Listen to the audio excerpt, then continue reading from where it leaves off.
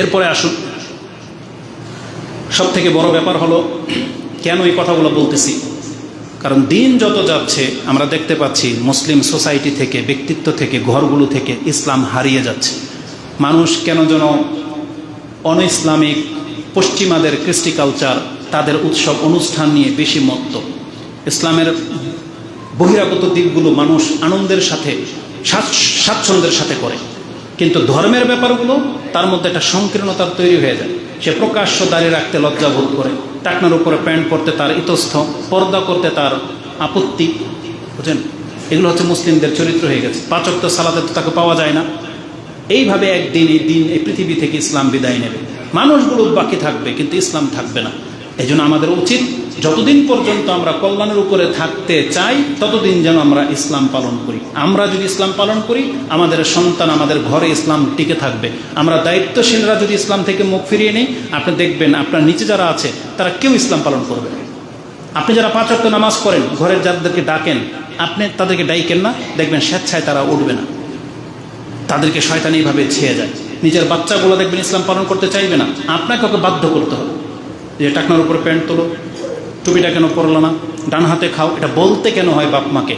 কারণ মানুষের অন্তর হলো এমন, তাকে উপদেশ না দিলে সে বক্র হয়ে যায়।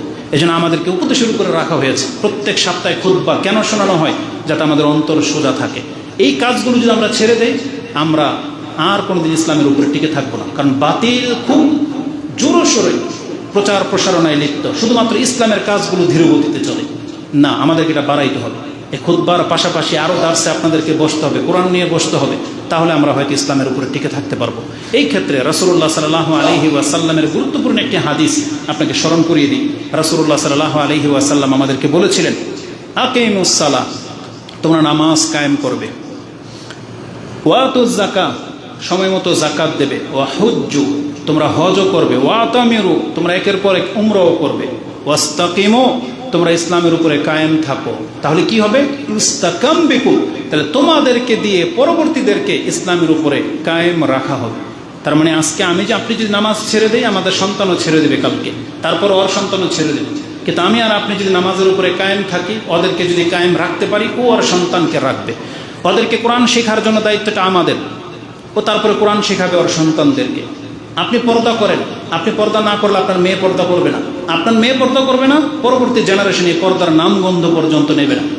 আমি বিনা বাড়াবাড়িতে বলতেছি, এমন কিছু মুসলিম পরিবেশ সম্পর্কে আমি জানি যেই ঘরে আল্লাহর নাম উচ্চারণ হয় না, প্রয়োজনেই বোধ হয় না। একটা বাচ্চা জানে না রুকু কোনটা, জানেন? একটা 10 বছরের ইংলিশ মিডিয়ামে পড়ে, ও জানে না রুকু কি জিনিস। ওকে যদি বলেন রুকু কোনটা, রুকু করো, পারে না। জীবনে শুনেই নেই রুকু কি জিনিস, সেজদা কি জিনিস। আপনার কাছে এটা অবাক লাগে না, কারণ আপনি এটা ফিল করেন না কখন।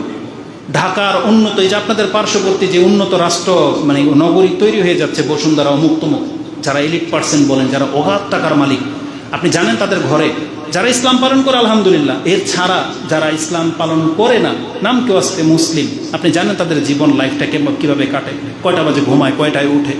তাদের ঘরে আল্লাহর নাম চলে না, তাদের পোশাক আশাকে ইসলাম নাই, তাদের ভাষাতে ইসলাম থাকে না, শুধু নাম কেউ আসতে মুসলিম।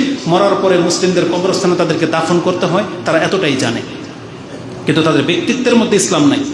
তাহলে আমরা যারা এমন নই, আমাদের যাদের ঘরে মোটামুটি ইসলাম পালন করা হচ্ছে, আপনি এটাকে শক্ত করে ধারণ করেন। কারণ রাসূল বলেছেন, ইস্তাকিমু, তোমরা এটাকে শক্ত করে ধরো, ফায়ুস্তাকাম বিকুম, তাহলে তুমি যদি চাও তোমার ঘরের এই ইসলামটা, এই জেনারেশনটা টিকে থাকুক, তাহলে তোমার দ্বারা ইসলাম পালনকারী হইতে হবে।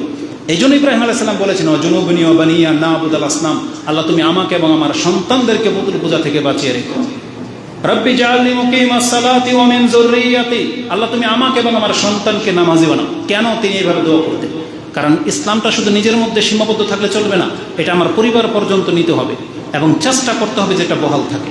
আর আমি আর আপনি যদি শিথিল হয়ে যাই, আমি আর আপনি যদি দাঁড়িয়ে ফেলে দিই, আমি আর আপনি যদি সিগারেট, জর্দা, পানের সাথে জড়িত থাকি, আপনি কি করে এটা আশা করতে পারেন যে আপনার সন্তান তা থেকে মুক্ত থাকবে? কখনো হইতে পারে না। এই জন্য আমাদের গার্জিয়ান যারা আছি, তারা অন্তত আমাদেরকে ইসলামটাকে পালন করতে হবে, ইসলাম টিকে থাকে সেই পরিবেশ গড়তে হবে, সেই সমাজ গড়তে হবে। আল্লাহ আমাদেরকে তৌফিক দান করুন, আমিন।